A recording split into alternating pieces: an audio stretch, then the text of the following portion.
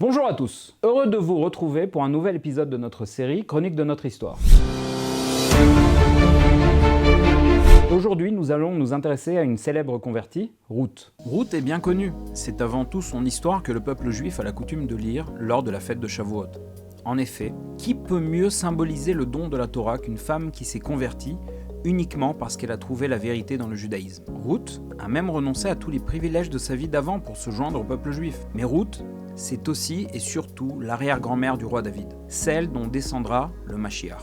Essayons de retracer son parcours. Durant la période des juges, la famine sévit en terre d'Israël. Elimelech, l'un des sages, décide de quitter la terre d'Israël pour aller se réfugier à Moab, un pays voisin.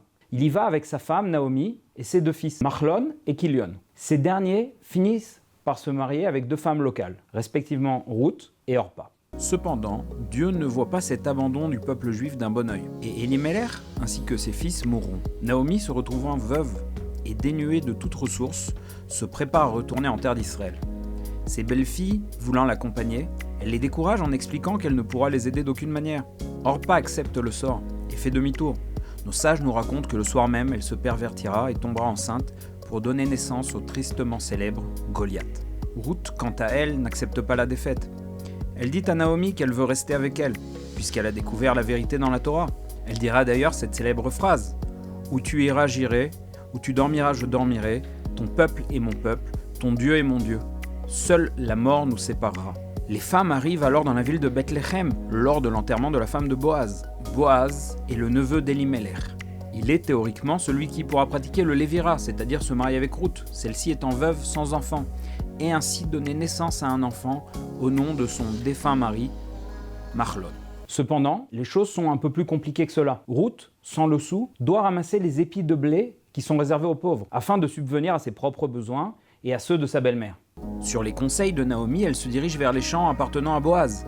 Celui-ci remarque immédiatement qu'il s'agit d'une jeune fille au comportement exceptionnel. Lorsqu'il apprend qu'elle fait partie de la famille de son oncle Elimelech, il la prend sous son aile. C'est là que l'histoire prend un tournant. Naomi conseille à sa belle-fille de se préparer pour aller passer la nuit auprès de Boaz pendant l'engrangement des récoltes. Ruth s'exécute dans la discrétion la plus totale, là aussi sur les conseils de Naomi. Profitant de l'obscurité, elle va se coucher aux pieds de Boaz à la surprise de celui-ci. Le célèbre commentateur, le Zera Shimshon, nous éclaire sur ce qui s'est passé. Boaz est le plus proche parent qui peut se remarier avec Ruth. Cependant, Naomi comprend que de cette union sortira un être extraordinaire. Elle conseille donc à Ruth de faire profil bas afin de ne pas attiser les regards. Selon le célèbre adage, la bénédiction ne réside que dans les choses qui sont à l'abri des regards. Boaz est surpris, mais comprend rapidement ce qui se passe.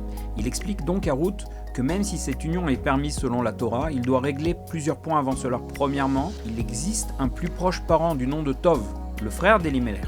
Deuxièmement, Ruth est moabite et sa conversion doit être confirmée par le tribunal rabbinique. Troisièmement, Boaz ne veut pas d'une union clandestine, mais d'un remariage déclaré qui ne pourra jamais être remis en cause.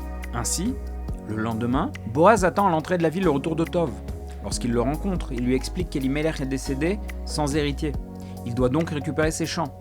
Tov accepte, bien évidemment. C'est alors que Boaz lui annonce qu'il devra également se remarier avec Ruth. Tov prend peur. Il ne veut pas se risquer de s'unir à Ruth, une veuve dont la conversion est sujette au doute. Il annonce donc qu'il renonce à l'héritage d'Elimelech. Boaz est donc le plus proche parent à qui il incombe de pratiquer le lévira. L'emplacement de l'entrée de la ville pour cette rencontre n'a pas été choisi au hasard. C'est là que siège le tribunal rabbinique. Il y fait donc déclarer officiellement la validité de la conversion de Ruth. Selon le principe, un homme de Moab ne peut pas se convertir, mais une femme de Moab peut se convertir. Par la même occasion, il célèbre publiquement son union avec Ruth. De cette union naît un fils, appelé Oved, qui se distinguera en étant un juste au service de Dieu. Il aura lui-même un fils, Ishai, qui lui-même donnera naissance au roi David. De l'histoire de Ruth, on apprend deux principales leçons. La première étant qu'on ne perd jamais rien à chercher la vérité, comme Ruth qui a fait fi de ses intérêts personnels. La seconde est la force de faire le bien. Ruth, en voulant faire du bien désintéressé à sa belle-mère, finit par reconstruire sa vie et prendre une part importante dans la dynastie davidique. Boaz, quant à lui, voulant faire du bien avec Ruth, une jeune convertie dénuée de tout, mettra au monde une descendance, alors que sa femme et ses enfants étaient décédés. Et cette descendance conduira à la venue du Mashiach. Merci d'avoir suivi cet épisode, on se retrouve pour de nouveaux rendez-vous.